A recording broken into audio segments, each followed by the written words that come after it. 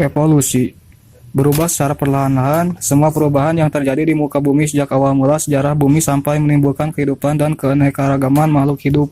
Teori asal-usul kehidupan terbagi menjadi tiga. Yang pertama, teori abiogenesis. Yang kedua, teori biogenesis. Yang ketiga, teori evolusi kimia. Teori abiogenesis. A artinya tidak, bio artinya hidup. Jadi abiogenesis adalah makhluk hidup berasal dari benda mati.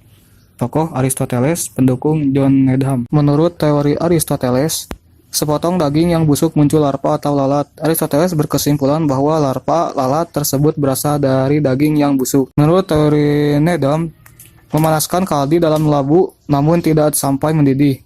Lalu kaldu diberikan dan menjadi keruh, sudah terisi mikrobia. Teori biogenesis. Makhluk hidup berasal dari makhluk hidup sebelumnya. 1. Lazzaro Spallanzani pada tahun 1729 sampai 1799. Pada tabung yang terbuka terdapat kehidupan berasal dari udara atau mikroorganisme. Pada tabung yang tertutup tidak terdapat kehidupan. Hal ini membuktikan bahwa kehidupan bukan dari air kaldu. 2. Francesco Redi. Larva kehidupan bukan berasal dari daging yang membusuk tetapi berasal dari lalat yang dapat masuk ke dalam tabung dan bertelur pada karatan daging. Yang ketiga, Louis Pasteur. Pasteur mengadakan percobaan dengan lampu yang penutupnya berbentuk leher angsa bertujuan untuk membuktikan bahwa mikroorganisme terdapat di udara bersama dengan debu. Teori evolusi kimia.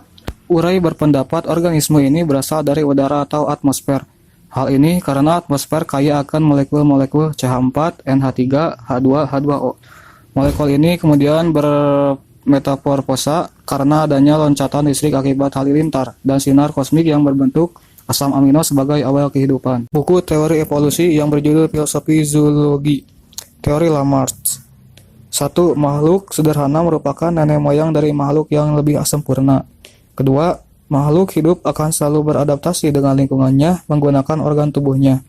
Ketiga, organ tubuh yang sering digunakan akan berkembang terus, sedangkan organ yang tidak digunakan akan menghilang. Yang keempat, perubahan organ tubuh dari suatu organisme akan diwariskan kepada keturunannya. Menurut Lamarck, evolusi pada makhluk hidup terjadi karena hasil adaptasi makhluk hidup terhadap lingkungannya. Menurut Darwin, evolusi pada makhluk hidup terjadi karena seleksi alam.